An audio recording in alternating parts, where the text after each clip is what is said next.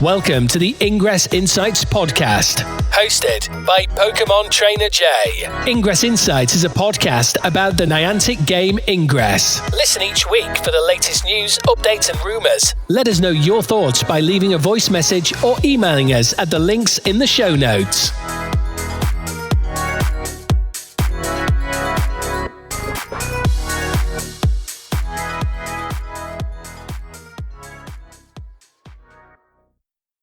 Additional intel available. Hello, agents, and welcome to a special section of the Ingress Insights podcast. In this week's episode, we've got an interview with Alex, who was a technical artist on Ingress, responsible for a wide variety of features we'll use to this day. So I'll pass over to Alex to introduce himself firstly. Yeah. Hey, everybody. My name is Alex Stam. I'm a former technical artist on Ingress, where I worked on Ingress for about 3 years. And before I say anything else, I will say, hello, this is my opinion and my experience alone. This does not reflect the opinions of Niantic Labs, Niantic Spatial, or Scopely. Okay, let's have some fun. Sounds good. And then, obviously, most people know your name from the dev diary that was published on the Ingress news site. So when the forums closed a little while ago now, the Ingress team promised there'd be some updates, some dev diaries and things like that we'd see.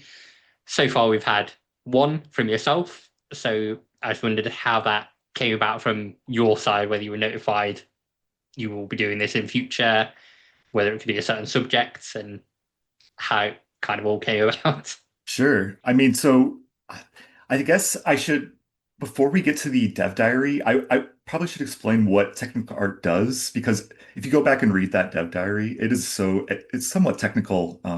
And my attempt for that was to sort of like show players like what does like technical art kind of do. It's very graphics intensive. So what is a technical artist? So that's someone who does optimization, UI, VFX, updating the art, and basically a lot of rapid prototyping, that kind of thing. And so I kind of have like a little bit of touch in engineering, a little bit of touch in art, a little bit of touch in design.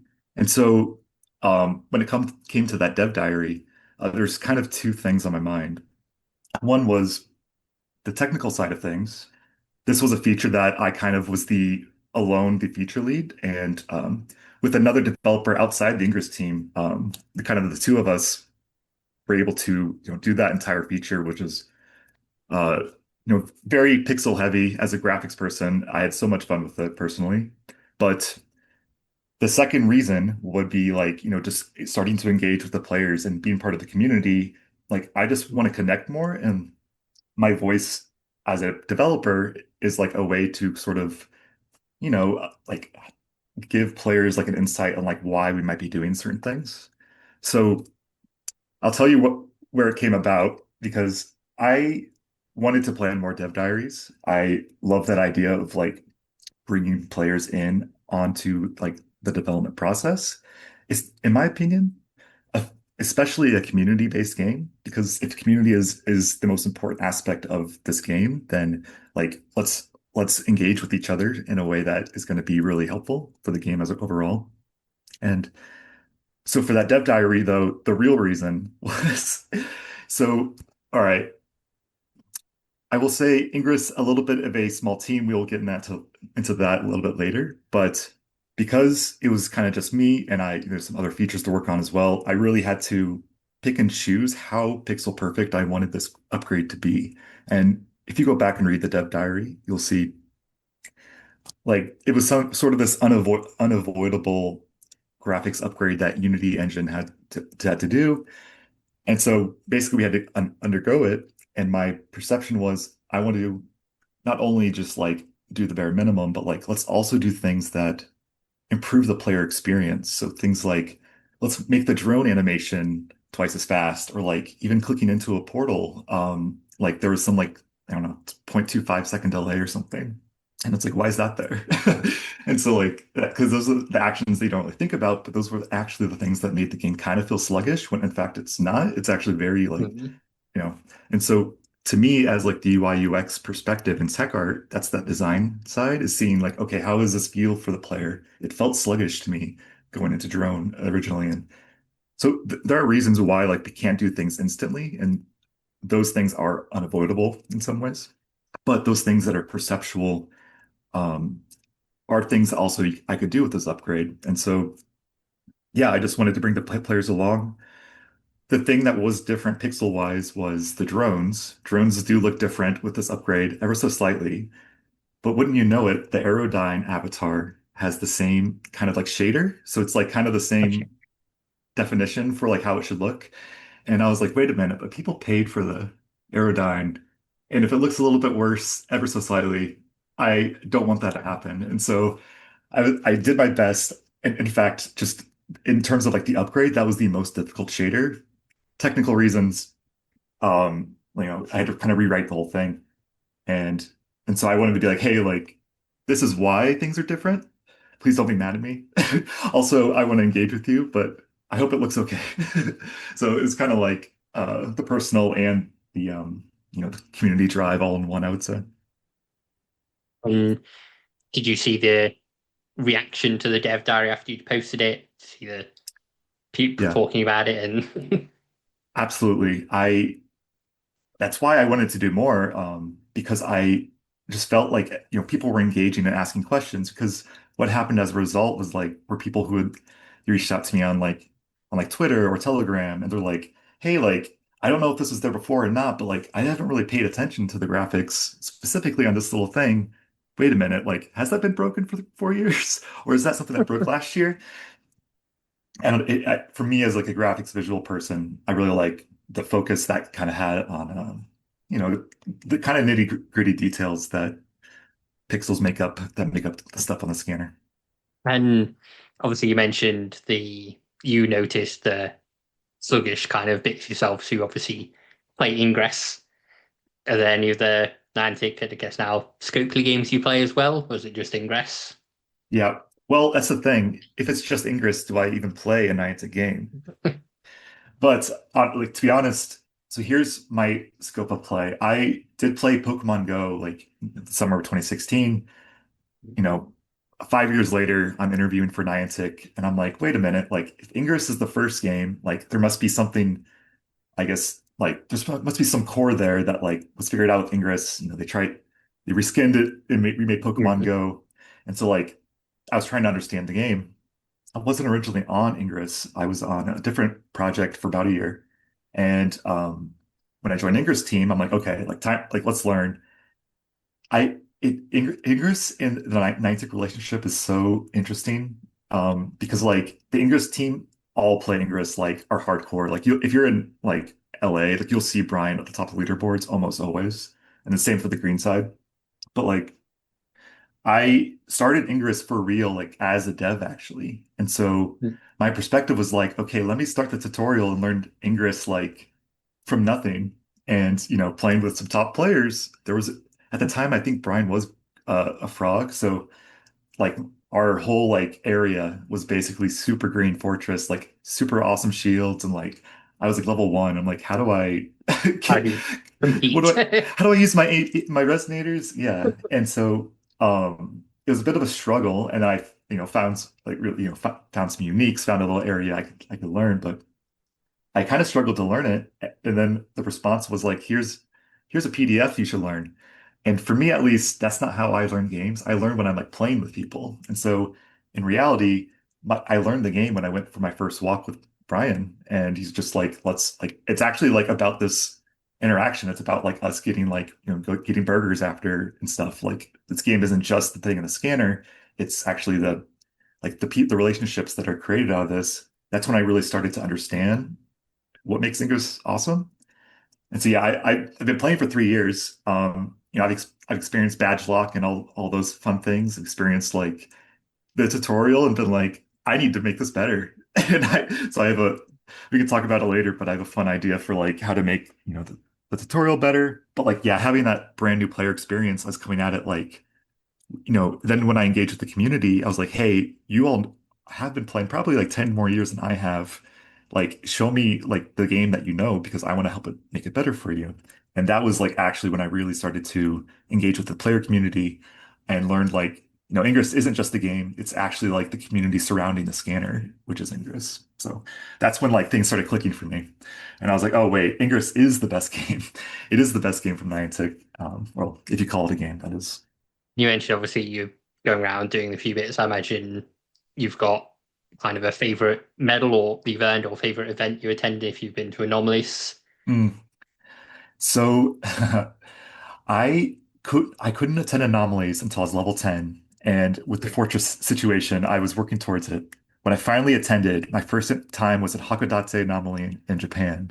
And this was like this and I had such a blast because I just kind of realized like how well from the game dev side, this actually is like part of the game loop. Like you want to basically like the reason you kind of want to stick around is like because you want to go meet all of your friends in some city maybe you haven't been to before and be a tourist together and maybe engage that way. But then in your off time, that's when you're gearing up, or maybe you're engaging on Telegram.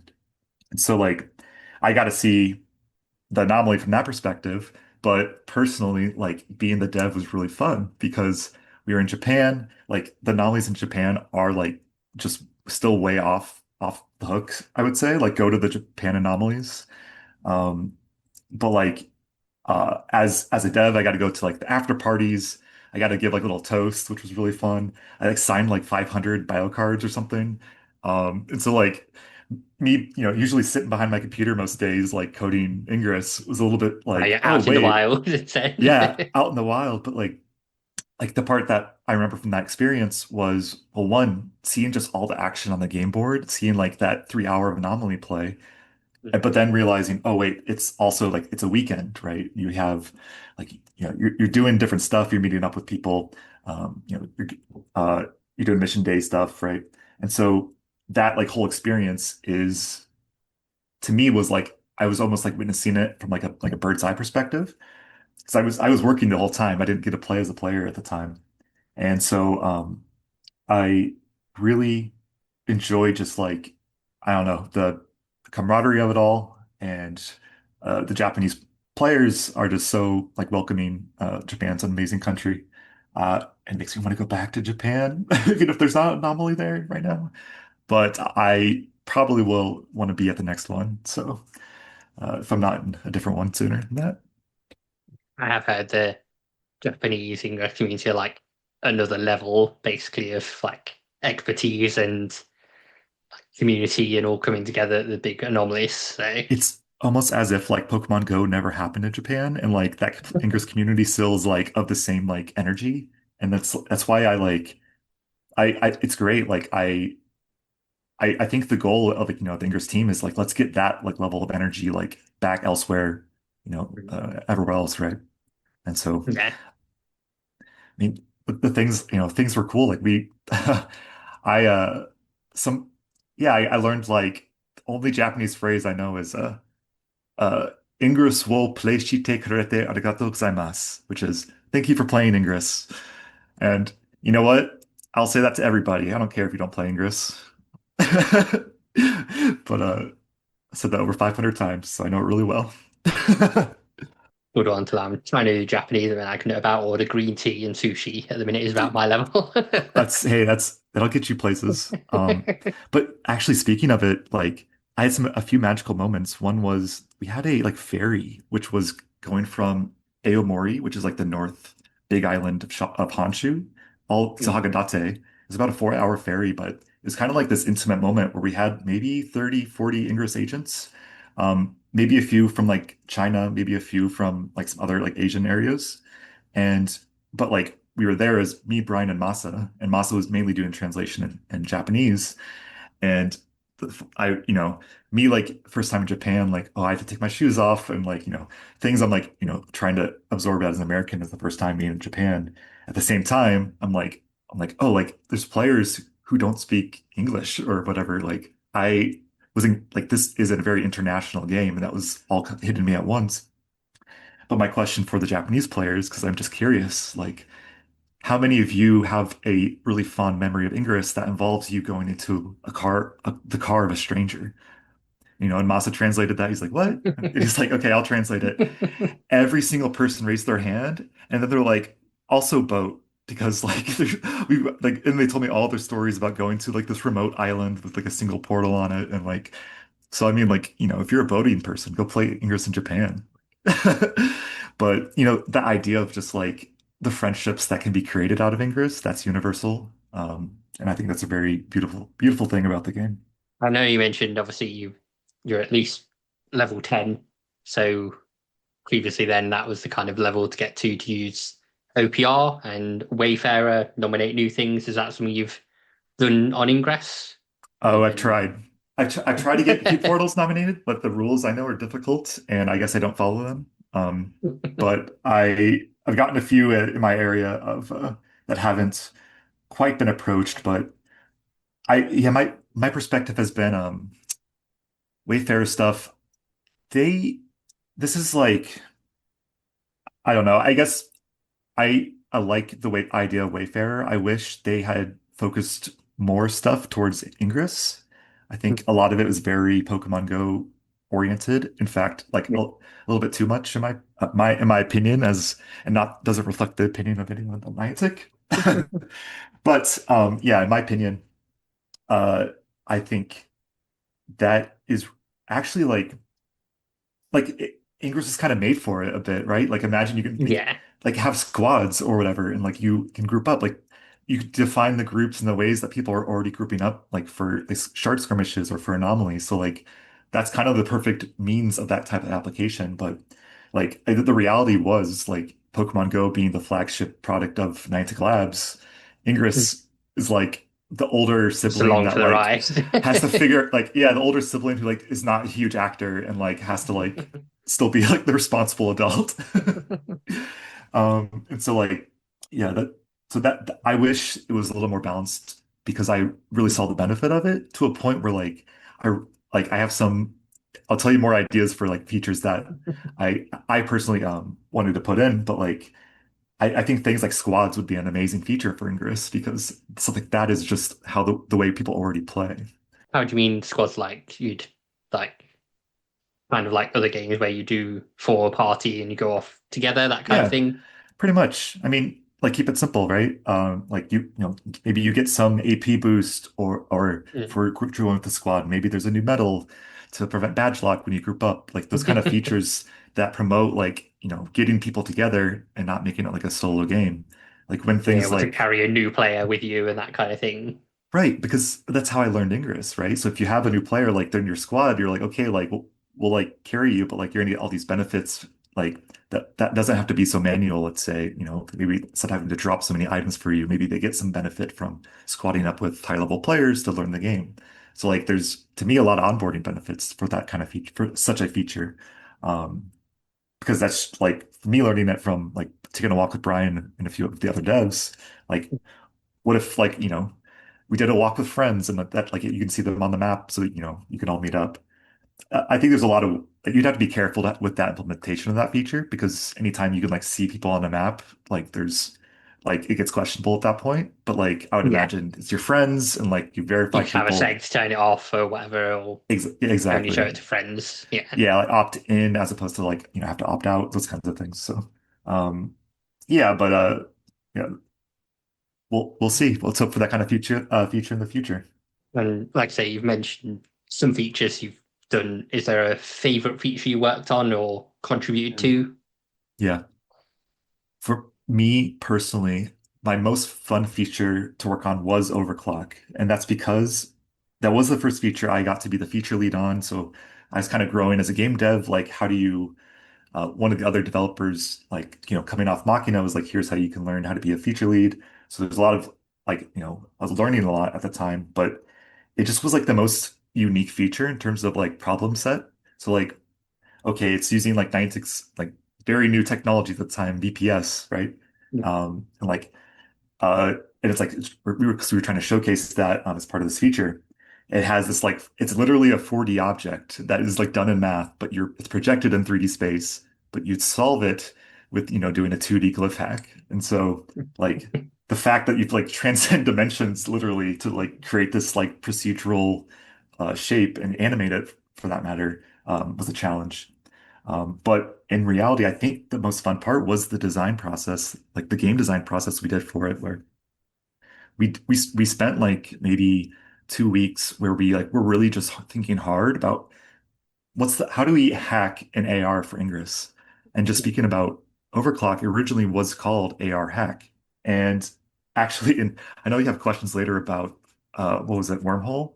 I'll just Yeah. sum that up now because we're on the topic. But so Okay. AR hack was like the remnants of wormhole. Wormhole was something that I basically, or AR wormhole, I think, was something that Mm. was attempted as a feature before I joined the team. So I don't know I can't speak to like how that came about or like what that looked like. But I do know like I think there was some like external like non-Ingress devs and then like some other Niantic folks were like kind of conjointly working. Maybe there's some like working style differences there that made that feature difficult. But Overclock was the first time it was purely Ingress team working on this.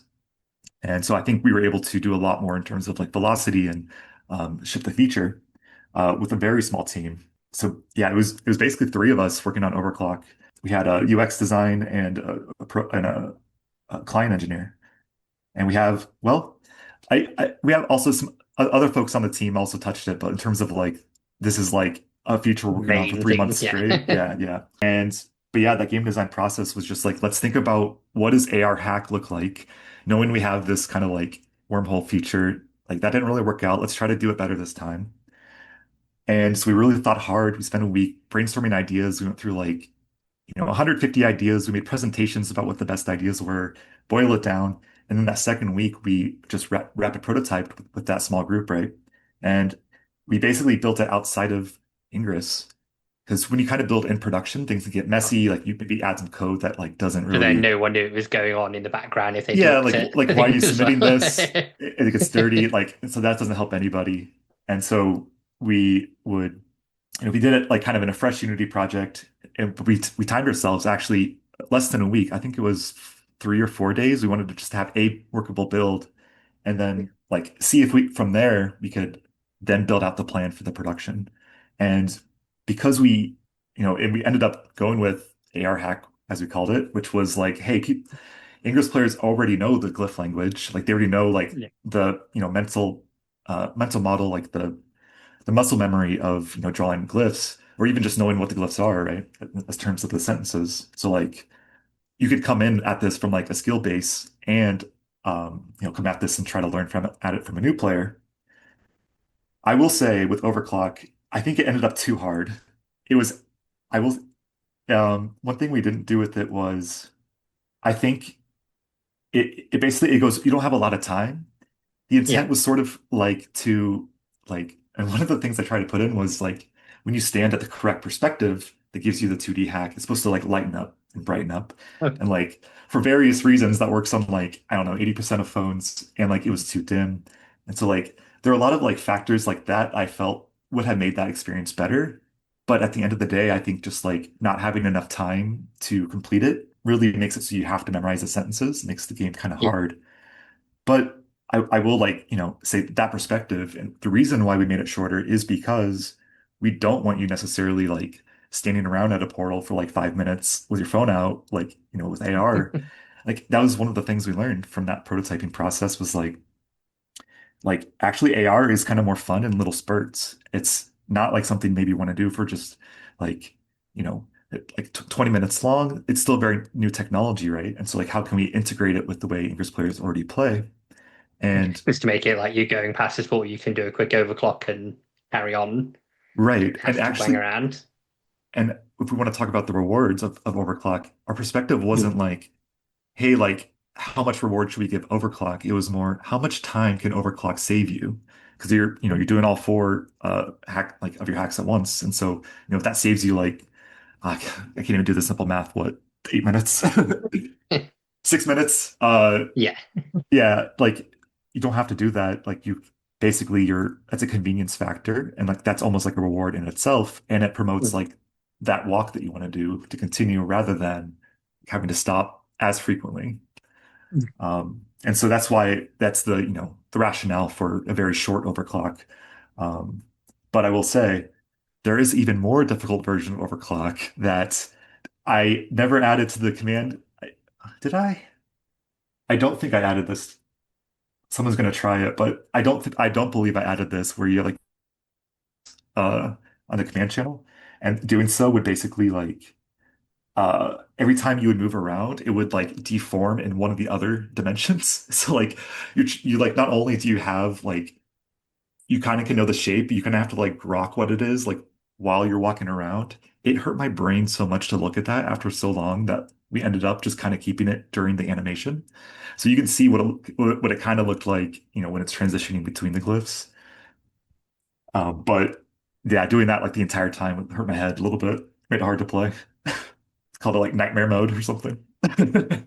I know, other than overclock, one of the other features we worked on was the changing of XM colors. So at the minute for June, Mm, we've got all the Pride colors. October, we get the Halloween colors up.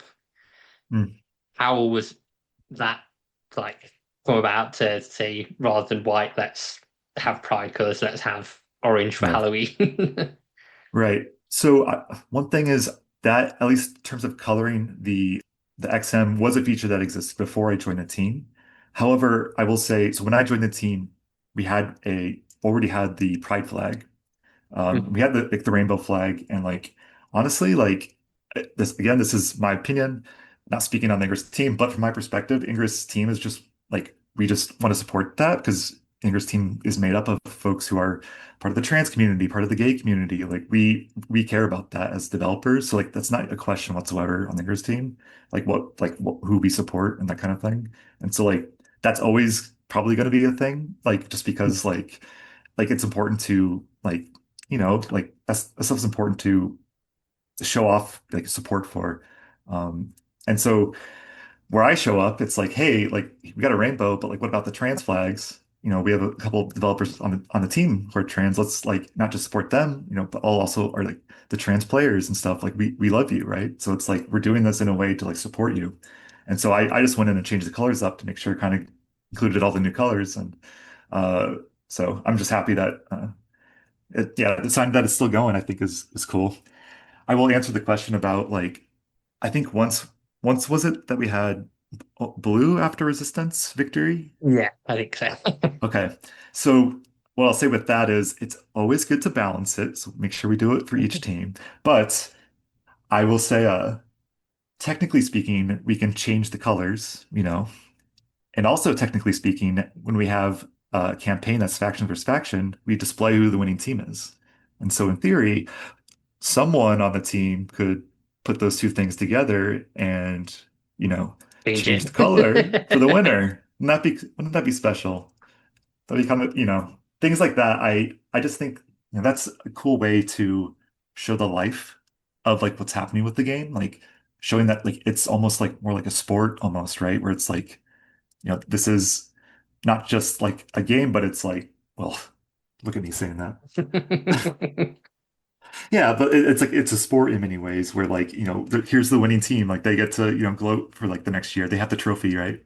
Or whatever, Yeah. the competition is. It's important to show that off. That's cool. It's a very unique part of Ingress compared to the other Niantic games. I can't remember the name of the user, but occasionally, whenever the Enlightened win, they ask about rewards and things like Green XM and things like that on the Reddit. So And obviously, never come around. you know what? And the thing with rewards is like it's a little bit tricky, but Green XM, that's free, baby.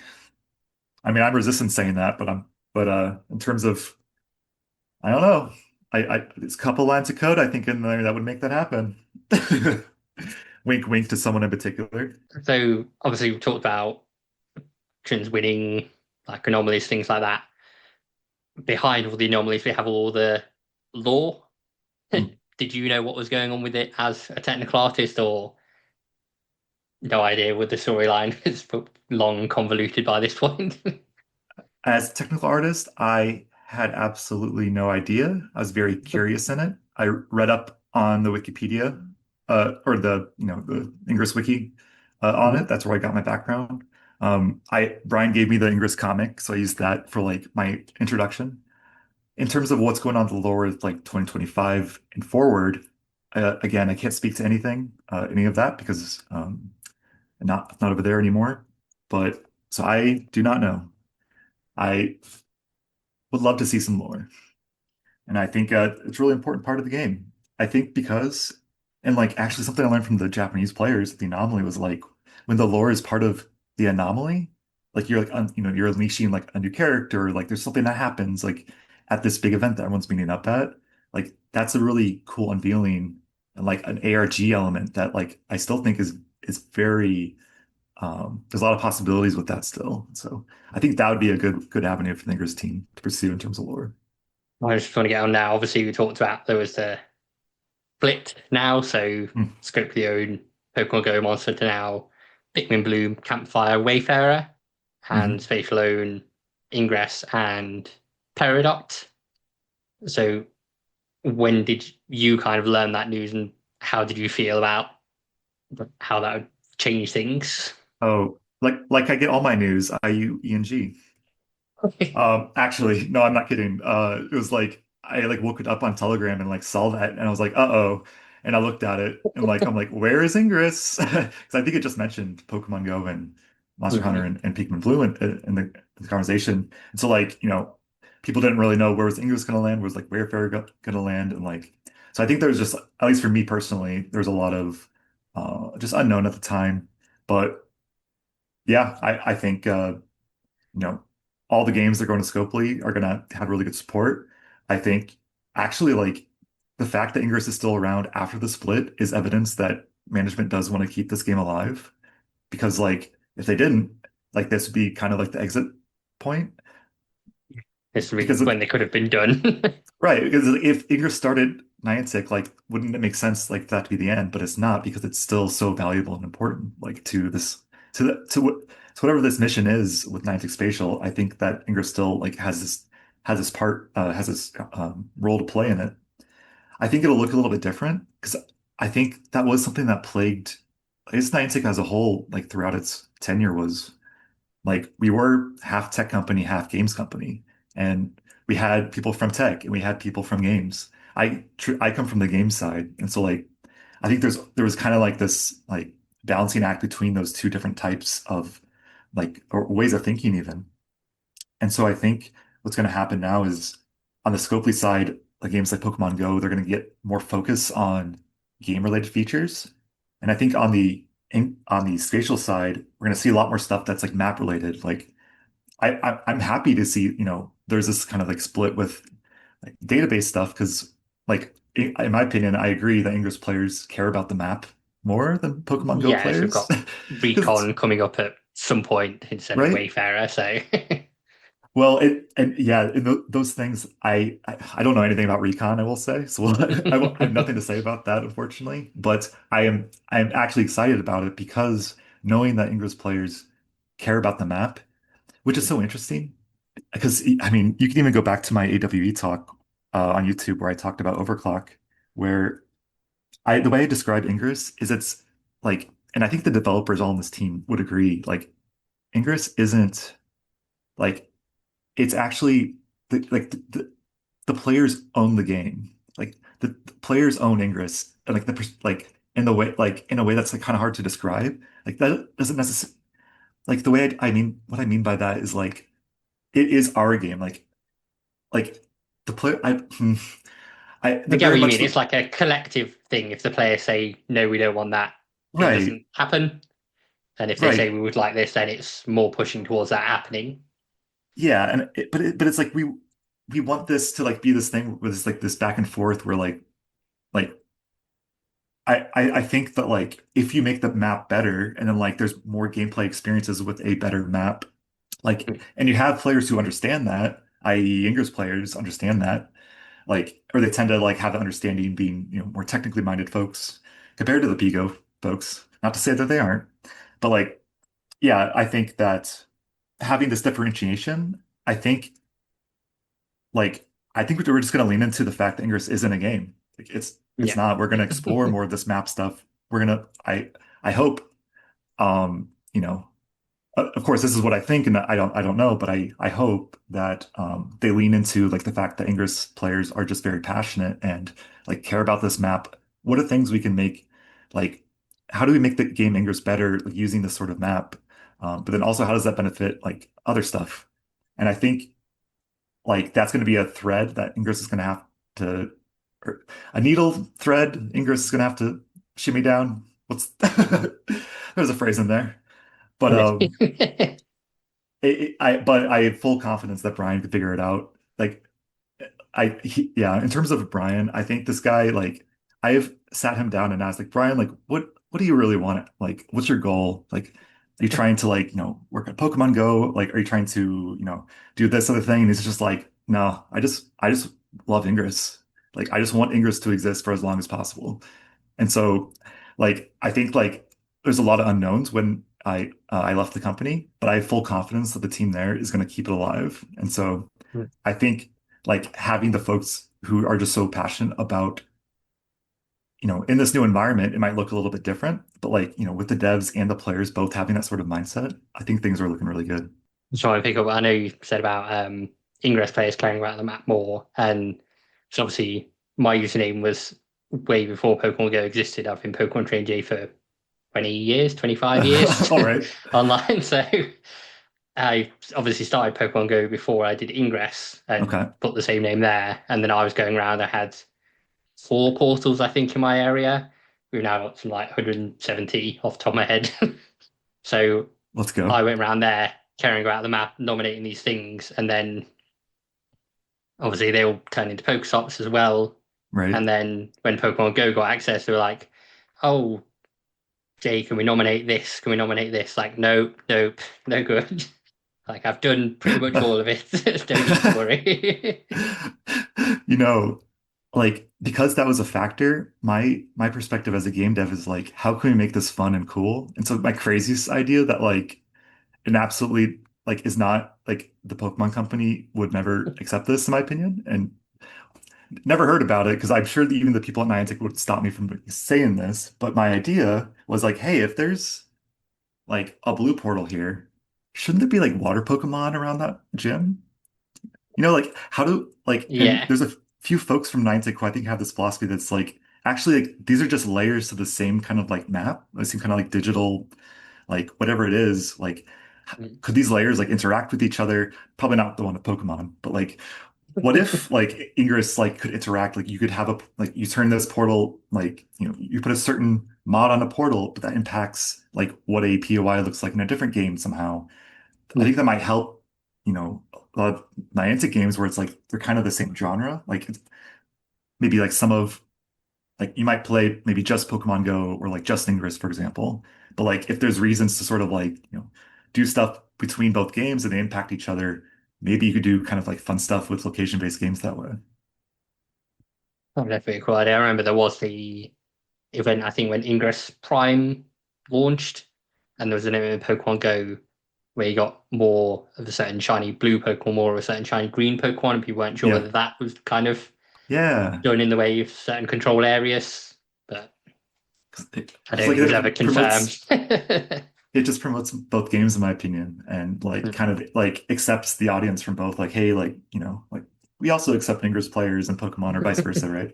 So I think there's good opportunity with it, but I also understand IP law. So I'm not going to bark up that tree. I know you mentioned obviously like the quads feature you were mentioning, but has there been anything you've seen? I know you mentioned RUENG, any chats you've seen that have helped like identify a bug or push a feature forward? So interesting enough, I forget who it was. Was it Fiona? I should apologize because I kind of forget some of their agent names, but or I might only know their agent name but not their real name, so I might have to kind of be choosy here. But we had like this like meeting where she's like, "Hey, like let us show you what it's like from the player perspective for an anomaly." And this was like maybe my first month on Ingress, and I'm like, "Awesome! Like I want to like engage with players and I want to like figure this out together, right?" And so that led to like let's have like a chat with like some of these like UX minded folks, from all these different continents, not just US folks, although there is one person who's US based, but like folks from like Argentina and folks from like UK and like folks from like East shoot, Jack, I don't know where you're from, but you're somewhere else. But like, like I had all these players and like what I noticed, the first thing I noticed was like, I think we were hungry to be heard. So speaking from the player perspective, hungry to be heard. And for my speaker as the game dev was like, oh wow, like I could just listen and like that's going to do a lot here. But like everything the players were saying, I was basically agreeing with because I'm like, yeah, that does make sense. And so I think there's even some players who sent me like was it like Cat Vinci? How do you say it? She basically sent me a Excel sheet that had like of these like UX bugs on it, and I was like, this is awesome. Like let's kind of do it. Like I want I want to see the players like who care about the game just as much as me, like show me they care by being like, here's something that's wrong, or like, and in fact, the inter I it was harder for me to embrace it with my German friends. It varies from country to country. Um, you know, American, UK, I would say rather polite. There's differences there, obviously. You go to the Japanese players and it's so polite, but it's also very like it's very like, hey Alex, like just letting you know, like you're doing awesome. Like it's so wonderful to like that you're doing this dev diary, but hey, there's like something wrong here. Like I don't know if you had time to look into this. No pressure, no rush. And translate it into English. I'm like, oh, it's so friendly. And so I'd get stuff from Twitter over there or Telegram. My German friends, they are so efficient because they're just like, this is broken. Circle. And at first it was hard to hear that as a dev because you're just like, oh, you're just kind of telling me like what's wrong. But in fact, like that was just the initial. And like I've, grown to love like some of these friends I've made. But like because that's how the Germans react, where it's just like this is wrong. I was like, wait a minute. That's actually the most efficient way to as a dev to understand what like the task should be. So I almost implore like, hey, instead of like, hey, why is this broken? Do it the German way, where it's like, this item doesn't exist here at this moment. Here's the red circle. Thank you. But that, my point is, at the end of the day, that's just showing love for the game. And like, that's, in my personal opinion, as a game developer, is a way I love to engage with players because it's like, hey, I also love the product I'm working on. You love it from this other perspective. And we show that by, engaging this way. You mentioned a couple of features. Is there any that you've not worked on that you'd like to see get added to Ingress? I know you mentioned the squads thing coming in as something you'd Squads. like, but Yeah, squads would be neat. I I mean, some might disagree here, but I personally want to see a key on every hack, or at least maybe some ways to get a key hack or something, just so I can do my link game a little bit better. But I understand there's reasons not for that. I think the thing I wanted to see, there's two things I wanted to see. One was as the new player, as I mentioned before, I was like, tutorial's so important. I wish like the first 2 minutes of Ingress would teach me at least the very basics. And so I think I did write the code on the two recent tutorials we did. Unfortunately, we never implemented this version that was called Rival Agent. And you could kind of think of it like you have like, some character come up and they're like, hey, like you're level you're level 15 or 16, right? And like you have all this power, you have level 8 resonators, you have level 8 bursters. Um and then like whatever team you're assigned, the other team starts to encroach. And you kind of have this like feeling of like, oh, we're super powerful and we're gonna like take them down. And so like that feeling of Ingress, that feeling to me is more like Ingress than just like trying to explain like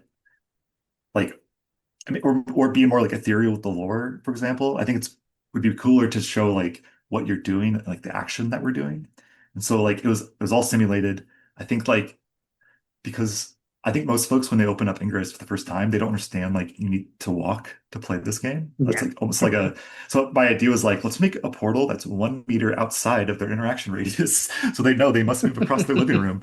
But things like that. And then like basically like you take them down, you take down the alternate team's portal, but then like you wake up through like a portal and like some XM is like has trapped you and now you're back at level 1 and like you're just like oh they're level 1 but it's okay because you know what we're gonna get back to level 16 Yeah, but you know what you can get for. and it kind of shows you what like that almost like shows you the end game, a simulated end game. Um, my goal was to make like anomaly style, like, but that would have been kind of chaotic for a new player. So it was just very basic. And then in terms of the other feature, and this one I I still want to see this. I think so. Being the feature lead on I call them quests, but they are bounties. They are bounties. They are campaigns. We had kind of a plan for all three tabs. So uh, basically, the first tab was the dailies, and you have the dailies, right?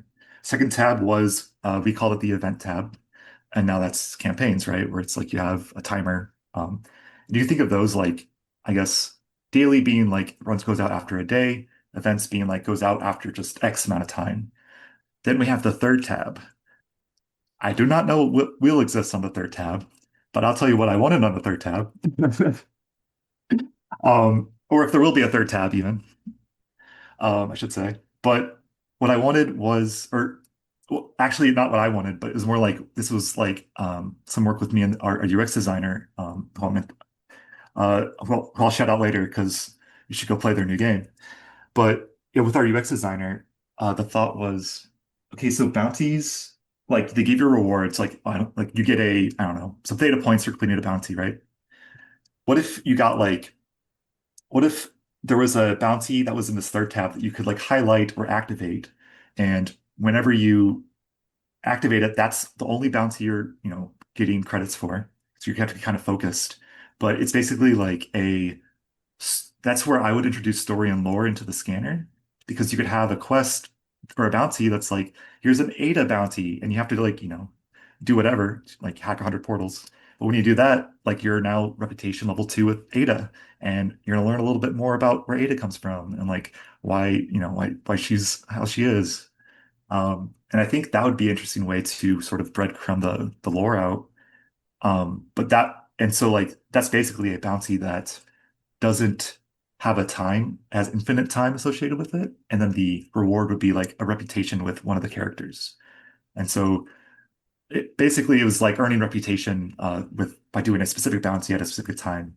And so I think that'd just be yeah, that'd be cool. That was going to be the third attempt of the bounties given more time, I'd say. I think I've seen similar ideas floating around before, as well as like paid bounties. So pay like £5, and then like you say get a special story that you can go down. Maybe get a badge at the end of it. Some really hard bounties, Yep. that kind of thing. Yeah. So with the paid bounties, if that yeah, so players are playing that, right? Or that was part of the theta campaign, was it? That's like a battle pass essentially, isn't it? The Yeah. plus theta All right. campaign. Yeah. So okay, so I wrote the game design doc for that feature originally. I think Mhm. it went through a few changes since then. I would say that, in my opinion, the kind of ideal way to do it would be like be it more like a battle pass that's tied with the event, not per Mhm. bounty per se, but like let's say like maybe some like let's say you could buy it for the event or for the whole campaign, or you buy it for like one of the assignments. Like maybe there's some like way to pick and choose in that sense, but I would say the really most important thing is what is the reward and what's like the motivation for the player. And so from my point of view, um, yeah, like having like if you pay into the pass, like you should get maybe some lore related bounties, or some additional content, right? Because you're willing to, pay and support the game. And so I think so for me, there was two versions of that was like one, the reward is story or lore. The other version of that is some new, like almost unattainable item, like not like a very rare kinetic capsule or something, right? Like a new Mhm. item that has some additional properties that's only achievable if you kind of like, you play the game and you also pay into it. And kind of the design of paid bounties and kind of the main intent for it was like, you're not just like paying for the items, you're actually like, because you're actually like paying to earn more items. So it actually feels good Yeah.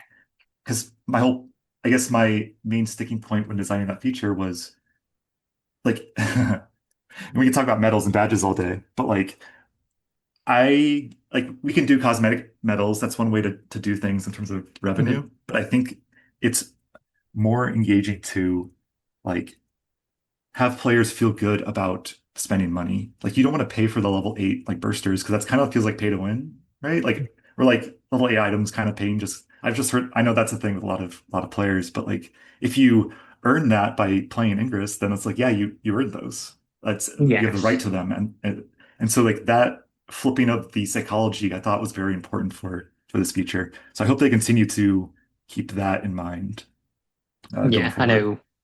I know one thing I was kind of hoping with that I hope happens this next time is that if you get like a plus Delta battle pass and I buy that, then I get a plus Delta avatar or some beacons as Oh yeah, like exclusive thing for that event. And then totally. someone looks back and goes, "Oh, why has that person got a plus Delta avatar?" It's like, "Oh, because they paid into this that many years Yes. ago." And so this was so fascinating because like Ingress players want to see Ingress live just as much as like the devs do.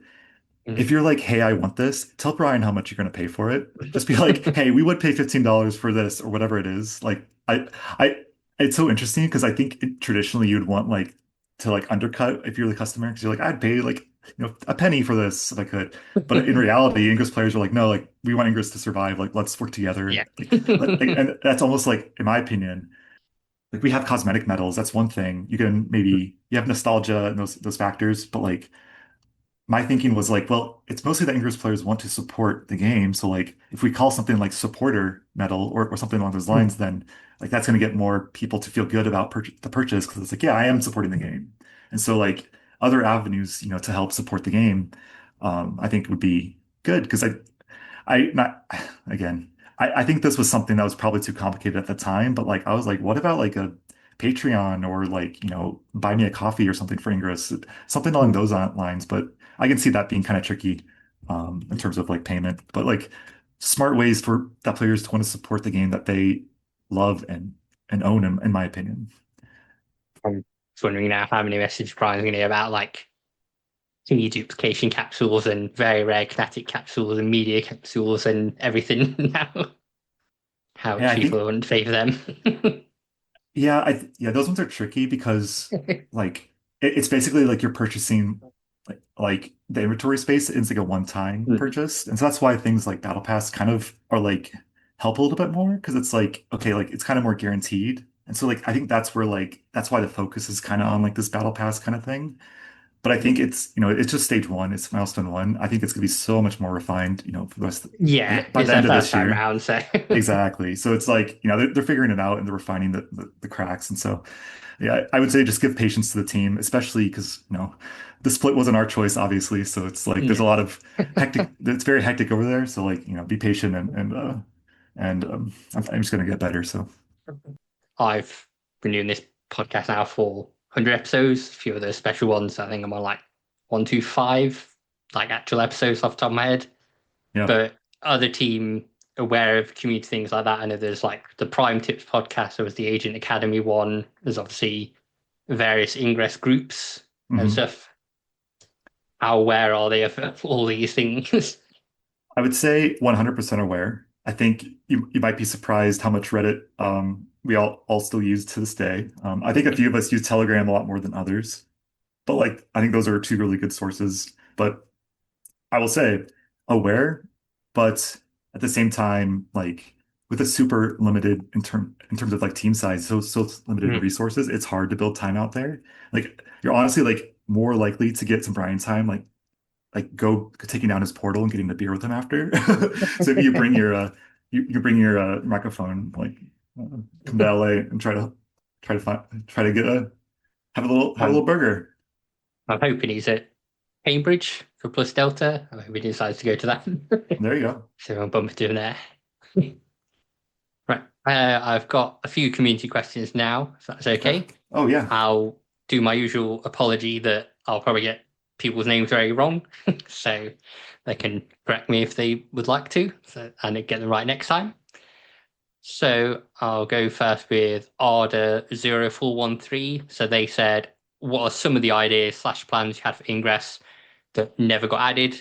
Were there any controversial moments regarding new features such as overclock? Hmm. I think you covered that with the nightmare mode and the Yes. long being. So was there any plans you had that never really got added in I that you I can't mean talk I about? Speaking about the third tab, I could speak for another hour about that, but I won't. I will say, just change it up. I am really excited about bounties that are like location based because there's a lot Mhm. of like Ingress gameplay that can arise out of that system. Because let's say you're in a specific S2 cell and like you get a bounty, the only like you can get, like what kind of gameplay can arise from that? Like I had an idea that was like, and I'm sure there's technical reasons we can't do something like this, but it's like, hey, what if there's everyone from this cell gets like, the one bounty, they have to hack like 5 portals or something very simple. But we want that to happen in like at least every S2 cell in the world. And so like that would be a thing where it's like, well, like, oh, actually the global community has to then work together and be like, hey, did you get this like ocean tile? Like, or whatever, like this small island, like Portuguese island, like to me, that's the beauty of Ingress is like that kind of global, like, let's figure this out together, let's solve this. And so I think that kind of gameplay very much could arise, like, out of bounties being able to be kind of delivered out, based off where you're located. And that reinforces the Ingress location stuff. So I think there's a lot of cool stuff we can do with location based. What I also wanted to do was like, and Thea wanted to do this too, which was like we have bounties that like basically you could give a player a passcode and then you get rewarded some bounties as a result. I am like if that existed, like you could have like let's say some POC could take that and have a certain number of like redemptions and like Mhm. if you are like if you signed up you could get some access to some special gear for example like so like enable the player community to have more like you know reinforce the ways they're already playing but like maybe a way to engage more by using that in that way. I think everyone on Anchor's team including that everyone is still there is very excited about leaning into those location-based kind of things because they understand how it's important to the game. Gone through the AR wormhole stuff, so I'll just do Renag Souston's other question, which was about scanner crates. So there was an event where those got announced and they were kind of shown off and then fizzled away. Was there a plan for those? That's something you heard of when you joined the team? So reading this question, I have never heard of scanner crates. I have seen what I think are scanner crates as a mesh in the game, or at least in the project. I'm not sure if it's in game, but I think like it's you said it was at AWE and Brian gave that Yeah. talk. Yeah, I think Okay. so. It was a little slide and someone walks along with a phone and scans a portal. They kind of Uh-huh. place something there and then someone goes to pick it up. Yeah. Okay. So uh-huh. That that became okay. I don't know about Scanner Crate. I challenged Brian to come on the podcast and let everyone know what You was can the idea was explain. Scanner Crates. But what I think that actually that became overclock. I think probably Scanner Crates was like the benefit or whatever the motivation was to do that action. And we ended up doing that with what was the overclock reward, which, like I said before, wasn't really about like, can we give players 4 times as many rewards? It was like, can we like save them as much time as possible when they hit a portal and like get all the items they want? And so it's more of like a convenience sort of thing. Next one I've got is from Juggly Nugs. Said, thank you, firstly. We know you play Ingress. What are your favorite things about it? And what would you change? And I think the other ones you've answered. So, do you know how many people are working on Ingress currently? And is there a long-term goal for the game, which I think you've touched on as well? Yeah. I can't speak to the long-term goals, but I know that short term, I know Brian's making some good long-term goals. And so it's like I just think things have to kind of shift a bit. Mhm. So I know I trust they're doing that. I can't speak to that. So when I was impacted, there was about 15-ish folks, and so it's probably less than that now. And Mhm. so and for the unexposed, like it's sometimes it's hard when you look at game dev to be like, oh, isn't that just like a simple fix or whatever it is? And sometimes it is, but like things that look very simple can actually like take more time than the things that look complicated. And so I think with a small team, like that's where we have to be very like smart about how we, pick and choose which features we work on, which bugs we work on. Is this actually game breaking versus is this like a visual like aspect? Like does the visual impede your gameplay? And like and figuring out what that line looks like. So I think there might have a little bit more of a challenge figuring that out now. But I think, yeah, it's a very small team. Um, everyone on the team is a rock star. I think, sorry, what was the other part to that question? The first part. Um, what are your favorite things about Ingress and what would you Ah, change? uh-huh. Favorite things about Ingress is absolutely the community aspect because I almost, like I said before, I almost like I love being part of the game that is Ingress, which almost that isn't always part of the scanner. Like meeting friends who maybe haven't even played the game in 5 years, I find that really interesting. So, I mean, that's kind of the cop-out answer. So let me talk about the scanner. In terms of the scanner, the things I would change are, you know, some of the things I guess I mentioned. Like I really wanted to see more lore in the scanner because I think that's a motivating kind of factor. I want to see more progression because I felt, going through like the level 8 loop, I hit level 8 and it was great because it's like, oh, I could do at level 6, I can do level 6 stuff now. Woohoo, I can use these things I've been storing up. And so there's this feeling of progression. Then I hit level 9 and I'm like, wait, I have to get two No, more level 9. badges. Yeah. And I kept getting badge locked and that kept feeling bad as opposed to good. So I was wanting like there to be this kind of like feeling of progression even with while keeping badge lock. 'Cause we shouldn't necessarily change how that system works. So that mess up a lot of people's and then mess up everything. So like let's find another way to get that feeling of progression, maybe through bounties. Like maybe you now earn reputation with Ada, for example. And like Yeah. that's it. And like that enables you to, I don't know, your viruses do more or so like or they, come with more mods or something like that would be interesting.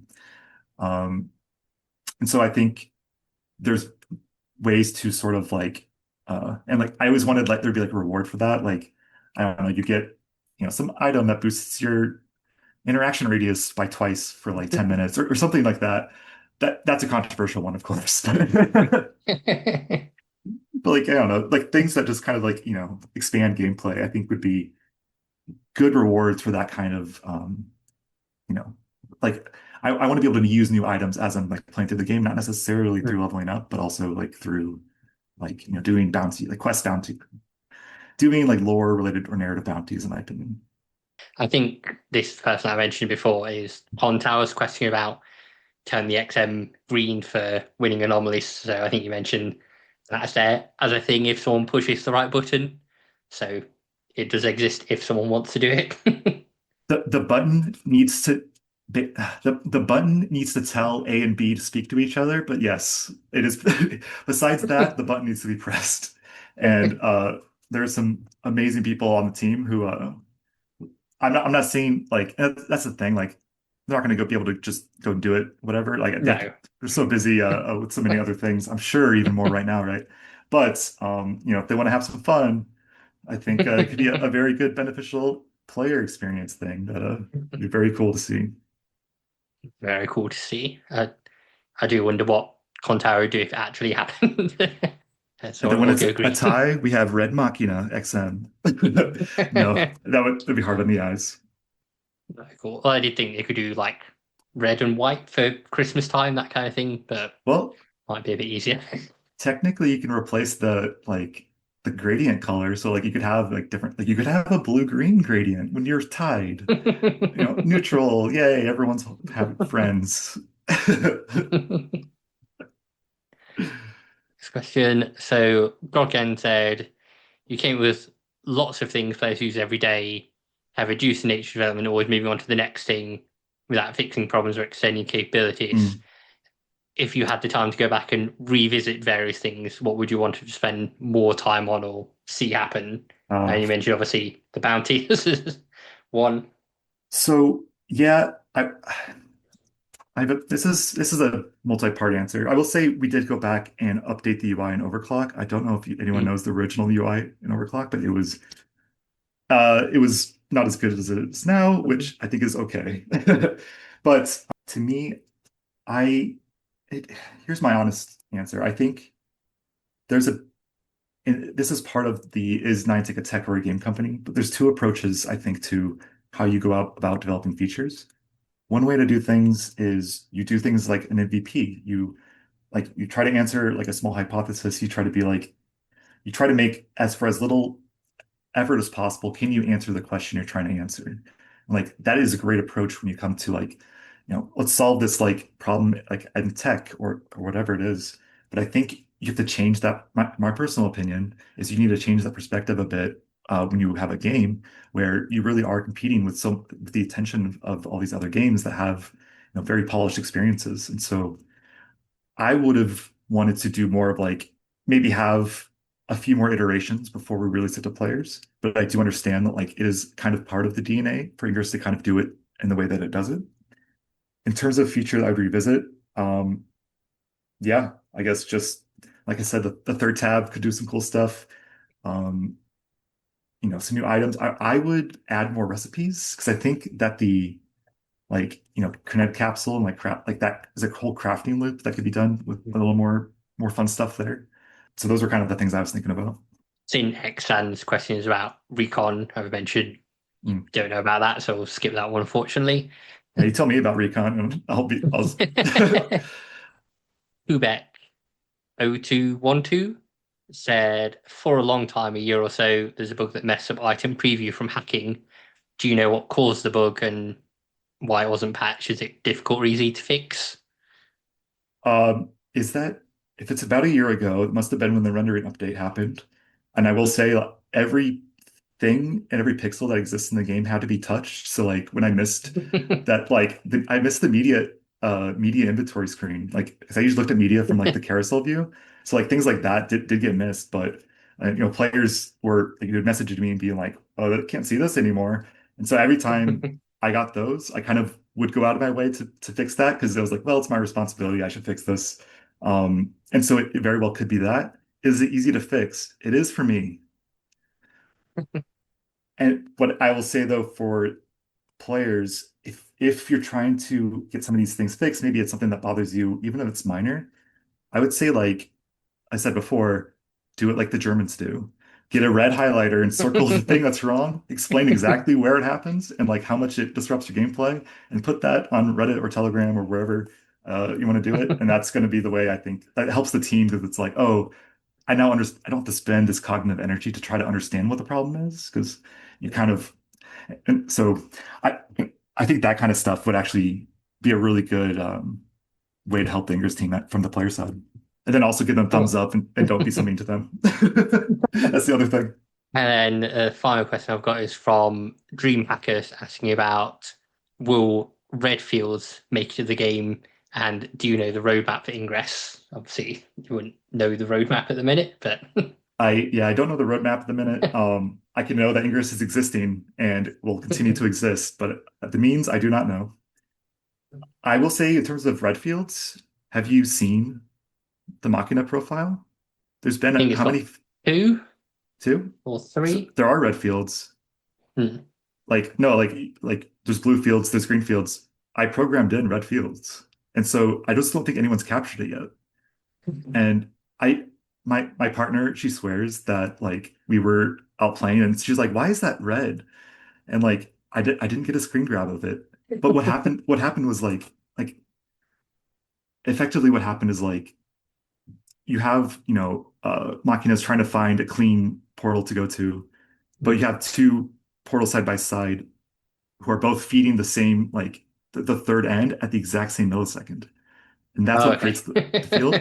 I don't know if it breaks the game or what happens, but somehow Machina has those. And from like the technical art perspective, I put in the red color and everything. So like it functions just like the green and blue, like links and fields do. So yeah, if someone screen grabs that, you should post on Reddit for me.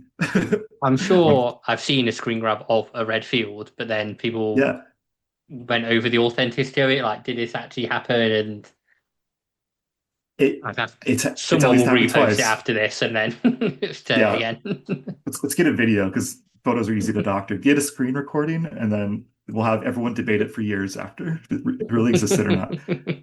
I will say it has the capacity to exist.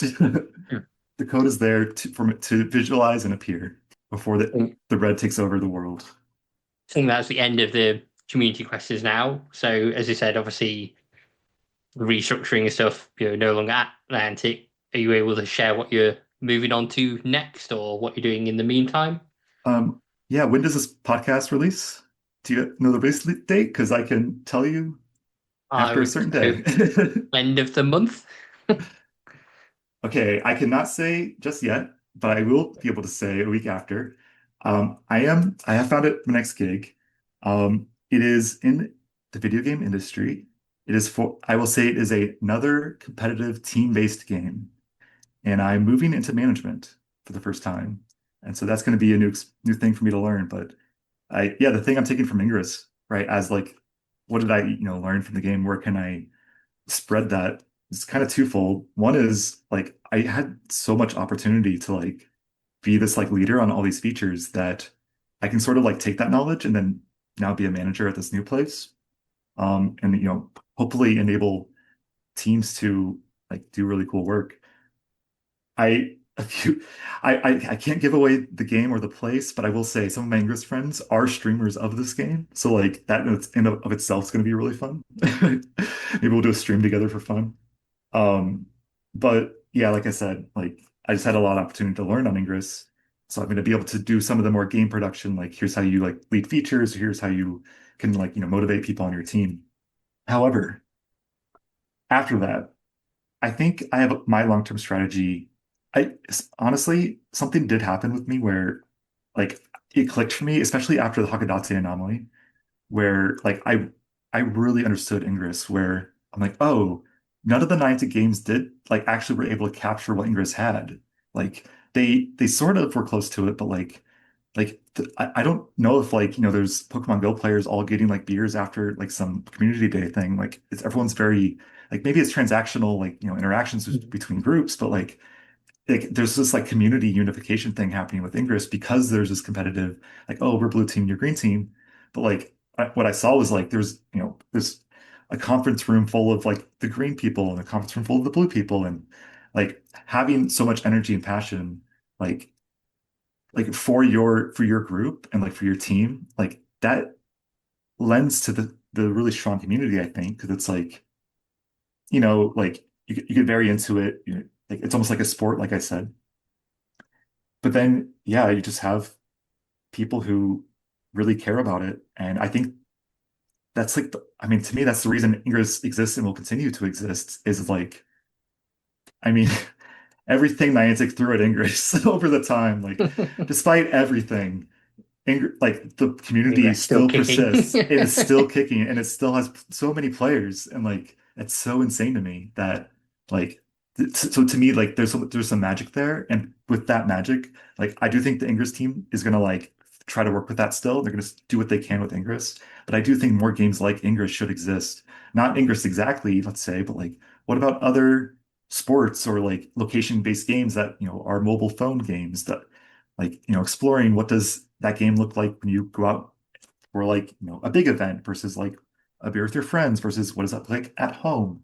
I do think Niantic dropped the ball with not investing in the game design aspects of location-based games.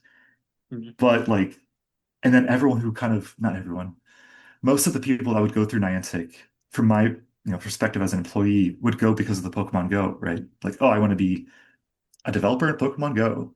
And I gotta say, I even had that perspective at first because I just didn't know Ingress. And then I was on the team and I joined the community and I like saw actually like, no, this is something that's like persistent that like it's real like I think Setsudo said it in like one of the before, but he's like, Ingress is the heart and soul of Niantic. And honestly, it's gonna be the heart and soul of Niantic Spatial. But like what he meant by that is like actually this is the most impactful game because of the communities it built. It's the only game where the game loop actually like you have OPSEC, you have like it benefits your team to bring others into the game, right? And like all that like works together in a way that promotes community. And I think like I wouldn't even call an Ingress a location-based game. I think that term extends to games like Pokemon and Monster Hunter and Dragon Quest Walk and those kind of games, but Ingress is a community-based game. And like those games aren't necessarily always walking games, but like those games usually always work. And so like I really do challenge the Ingress team to like everyone on the team knows the community is the most important thing. I know it might not always look or feel like it, but that is what everyone believes. And I really, really hope that they continue to focus on ways to help the community, even if it's making green XM if they win a competition. I will say I'm not biased against blue or anything, or but go Smurfs. But yeah, no, my I next think role is really exciting, and I really in the future I would want to build a game where I'd work alongside Ingress players to make some new community-based, location-based game. And I think only Ingress players understand what are the things that make it tick. So I want to like that's why I'm so fascinated from all Ingress players. I want you to all tell me what you love about this game. So you can bother me on Telegram and just let me know what you love about Ingress. I will be so happy to hear it. I can't fix your bugs for you anymore, but I can hear you complain about them if you want. I think that's all that I've got. So for a wrap up, anything you want to say to the Ingress players apart from, like I said, they can all come book you on Yeah. Telegram? I mean, I guess I said it on my LinkedIn or in my Twitter page in Japanese, but I'll say it here. I cannot thank you, Ingress players, enough because I genuinely learned, like, actually, when I was joining Niantic, I thought I was going to be like part of a tech company. I was going to go work at like Apple or like Meta. I genuinely just found a passion for game development and also like the community because I'm like, dude, like I'm making all my friends with the players. Like this is I feel happy because like seeing the impact, like even if it's a minor visual change, like, hey, thanks for fixing that. Like, and I'll come back to like, obviously all the players I know online, but like when I was in Hakodate, there was one Japanese player, did not know any English, but like I was 100% the only white person in the room of like thousands of people. And so he comes up and he's like, "Oh, you're Ingress team." I'm like, "Yeah, yeah, nice to meet you. I'm Alex." And he's just only phrase he knew in English, but he's just like, "Ingress makes me happy." And he was just like shaking my hand and bowing like as hard as he could. And I was just like, "Oh my gosh, like thank you so much. Like it makes me happy to see you so happy." And like that felt my heart with so much joy. And like then I started to see that with, that is how everyone is feeling about the people who love Ingress and still play Ingress feel that way about the game. And the fact that the players allow me to share in that with them, even being part of Niantic, being a new player, the players welcomed me. And then because they welcomed me, I then found out what my passion was. And so I genuinely want to thank the players for like kind of teaching me who I am in some way. And that's why like I don't know, remain close. Like a lot of my close friends now are just Ingress players, like both sides, you know. In this case, both sides are I am blue, but green aren't all bad. There's some cool green people. At least two. I know, there's more. Before that, so I think that's all I've got now. So Okay. thank you again for joining us, Alex. I'll move the rest of you on to the rest of the episode now. Thank you, agents, for listening to the latest episode of the Ingress Insights podcast. If you'd like to help the podcast out, you can do that in a few ways. So first of all, rating the podcast on the podcast service you're listening to is always a great help, as well as leaving any comments on YouTube or Spotify if you're able to do that if you're listening on those channels. Ingress Insights also has a merch store over at tpublic.com/user/ingress-insights, where you can pick up badges and pins and t-shirts with the Ingress Insights logo on, and a few other little bits. There's also the Ko-fi store page, which has previous episodes of the podcast if you want to download those. They'll be out in batches over the next few months. You can also follow us on social media. So the main one we use is Instagram, which is under the name ingress.insights. And we also have a Blue Sky and a Threads, which you can find linked on the show notes to follow on there. If you have any feedback or episodes you'd like to see, or bonus episodes, things you want to cover, or you want to come on and chat about your experience playing Ingress, do let me know. You can contact us via email as well. And the email address is just ingressinsights@gmail.com. So you can send us anything there, voice messages, things you want me to discuss in future episodes, or anything you think I've missed and need to cover next time. Thank you again for listening, agents. Hope you have a great day and happy hacking. Intel package transferred.